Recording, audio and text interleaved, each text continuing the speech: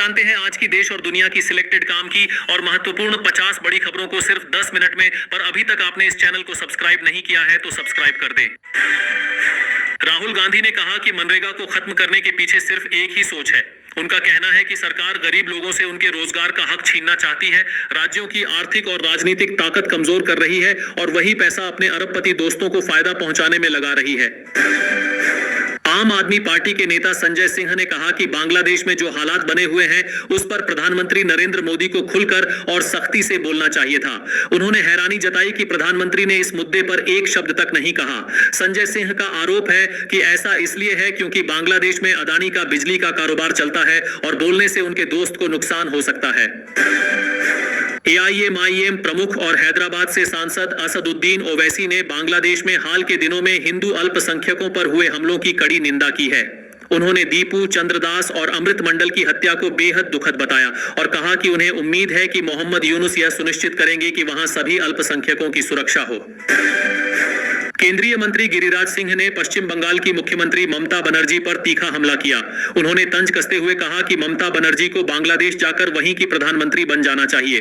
गिरिराज सिंह का आरोप है कि ममता बनर्जी रोहिंग्या और बांग्लादेशी घुसपैठियों के लिए रेड कारपेट बिछाती है और बंगाल में हिंदुओं की हत्या हो रही है। कांग्रेस अध्यक्ष मल्लिकार्जुन खड़गे ने कांग्रेस के 140वें स्थापना दिवस पर मोदी सरकार पर जोरदार हमला बोला। उन्होंने कहा कि आज देश में संविधान और लोकतंत्र खतरे में है और मौजूदा सरकार लगातार संवैधानिक संस्थाओं को कमजोर कर रही है। पीएम मोदी ने कहा कि इस साल हुआ ऑपरेशन सिंदूर हर भारतीय के लिए गर्व की बात बन गया है। उन्होंने कहा कि दुनिया ने साफ देख लिया है कि आज का भारत अपनी सुरक्षा के साथ कोई समझौता नहीं करता। कांग्रेस के 140वें स्थापना दिवस के मौके पर पार्टी का झंडा फहराया गया। इस कार्यक्रम में राहुल गांधी, सोनिया गांधी और मल्लिकार्जुन खड़गे मौजूद रहे। कांग्रेस वर्किंग कमेटी की बैठक के बाद मल्लिकार्जुन खड़गे ने कहा कि सरकार सिर्फ योजनाओं और संस्थाओं के नाम बदलने में लगी हुई है, जबकि असली मुद्दों पर ध्यान नहीं दिया जा रहा। असम के मुख्यमंत्री हिमंत बिस्वा शर्मा ने कहा कि अगर राज्य में बांग्लादेशी मूल के लोगों की आबादी 50% से ज्यादा हो जाती है तो असम को बांग्लादेश का हिस्सा बनाने की कोशिशें शुरू हो सकती हैं। उन्होंने इसे असम की पहचान और संस्कृति के लिए बड़ा खतरा बताया। मल्लिकार्जुन खड़गे ने कहा कि वीबीजी रामजी कानून गरीबों को दबाने और कुचलने का काम कर रहा है। उन्होंने सवाल उठाया कि जब भारत दुनिया की चौथी सबसे बड़ी अर्थव्यवस्था बन चुका है तो फिर मनरेगा जैसी योजना को बंद करने की बात क्यों हो रही है।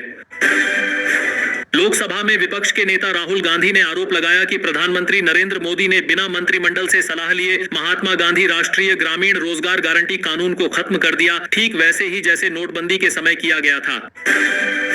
देश की राजधानी दिल्ली एक बार फिर घने स्मॉग की चादर में ढक गई है। प्रदूषण का स्तर काफी बढ़ गया है। दिल्ली के करीब 17 इलाके रेड जोन में हैं, जहां एयर क्वालिटी इंडेक्स 400 से ज्यादा दर्ज किया गया है। नोएडा में भी हवा की हालत बहुत खराब है और वहां भी AQI 400 के पार है। उत्तर प्रदेश सरकार ने बच्चों के मानसिक विकास और शिक्षा को बेहतर बनाने के लिए एक नया कदम उठाया है। अब यूपी के सभी स्कूलों में प्रार्थना के बाद 10 मिनट तक अखबार पढ़ना जरूरी होगा। कांग्रेस के स्थापना दिवस पर मल्लिकार्जुन खड़गे ने सभी कांग्रेसी कार्यकर्ताओं को शुभकामनाएं दी और बीजेपी पर हमला बोला। उन्होंने कहा कि आज देश का संविधान और लोकतंत्र दोनों खतरे में हैं। उनका आरोप है कि आरएसएस ने कभी देश के झंडे और संविधान को स्वीकार नहीं किया था।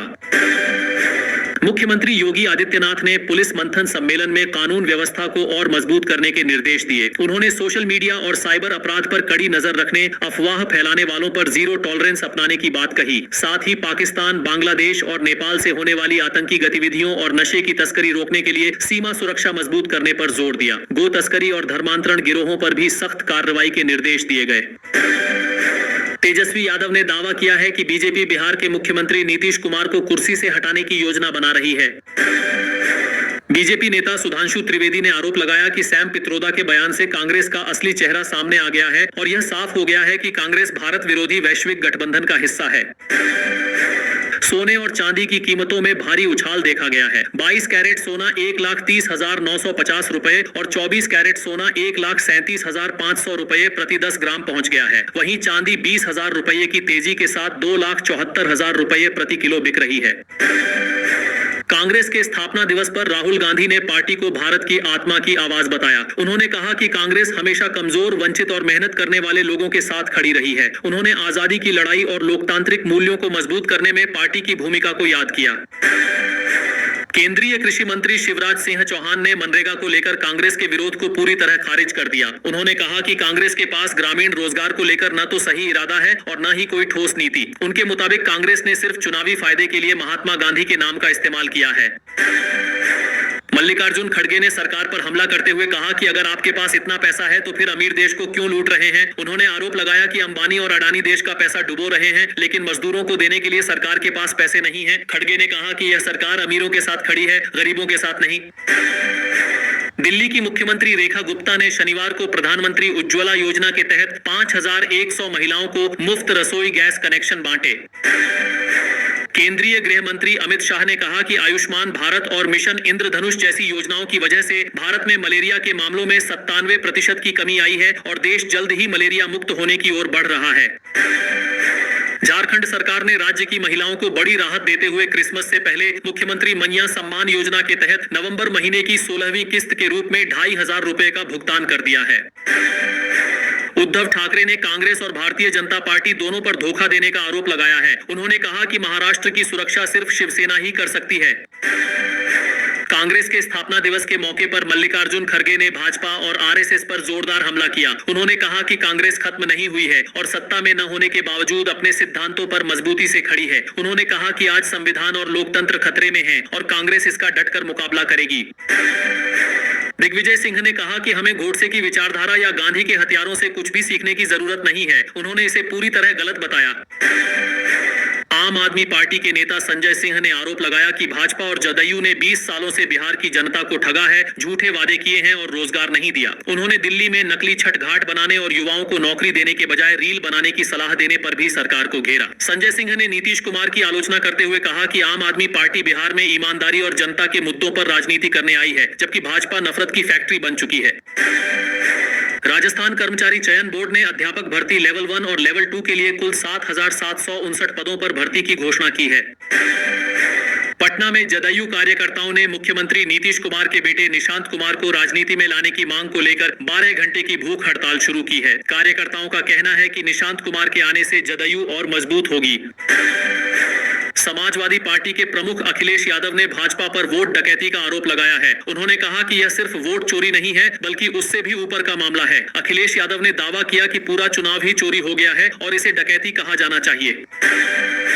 लखनऊ में वरिष्ठ पुलिस अधिकारी सम्मेलन के दौरान मुख्यमंत्री योगी आदित्यनाथ ने यक्ष ऐप लॉन्च किया। यह आर्टिफिशियल इंटेलिजेंस और बिग डेटा पर आधारित पुलिसिंग ऐप है, जिससे माफिया, अपराधियों और संवेदनशील इलाकों की पूरी जानकारी एक क्लिक में मिल सकेगी।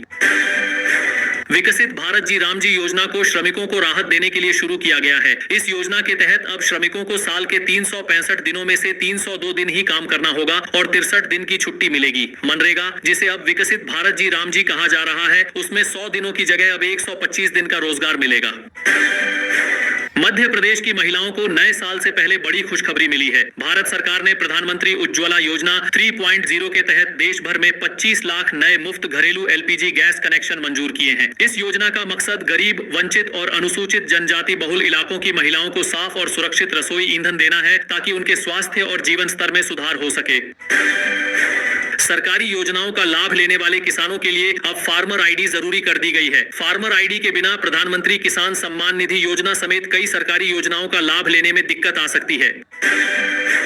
केंद्रीय गृह मंत्री अमित शाह ने लोकसभा में नेता प्रतिपक्ष और कांग्रेस सांसद राहुल गांधी पर तंज कसते हुए कहा कि अभी हार से थकने की जरूरत नहीं है। उन्होंने कहा कि अभी तो बंगाल और तमिलनाडु में भी हार बाकी है। अहमदाबाद में एक कार्यक्रम के दौरान अमित शाह ने यह भी कहा कि साल 2029 में एक बार फिर प्रधानमंत्री नरेंद्र मोदी के नेतृत्व में भारतीय जनता पार्टी की सरकार बनेगी।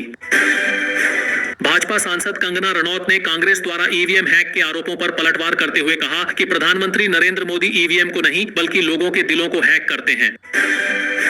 प्रधानमंत्री नरेंद्र मोदी ने कहा कि कभी ये लोग ईवीएम को बहाना बनाएंगे तो कभी कुछ और। उन्होंने कहा कि हार के लिए ये लोग अभी से बहाने और कारण तैयार कर रहे हैं। उत्तर प्रदेश के प्रयागराज में रविवार को कांग्रेस कार्यकर्ताओं ने बांग्लादेश के खिलाफ जोरदार विरोध प्रदर्शन किया। उन्होंने केंद्र सरकार से मांग की कि बांग्लादेश के खिलाफ जल्द से जल्द सख्त कार्रवाई की जाए। प्रदर्शनकारियों ने कहा कि हिंदुओं पर हो रहे अत्याचार को अब और बर्दाश्त नहीं किया जाएगा।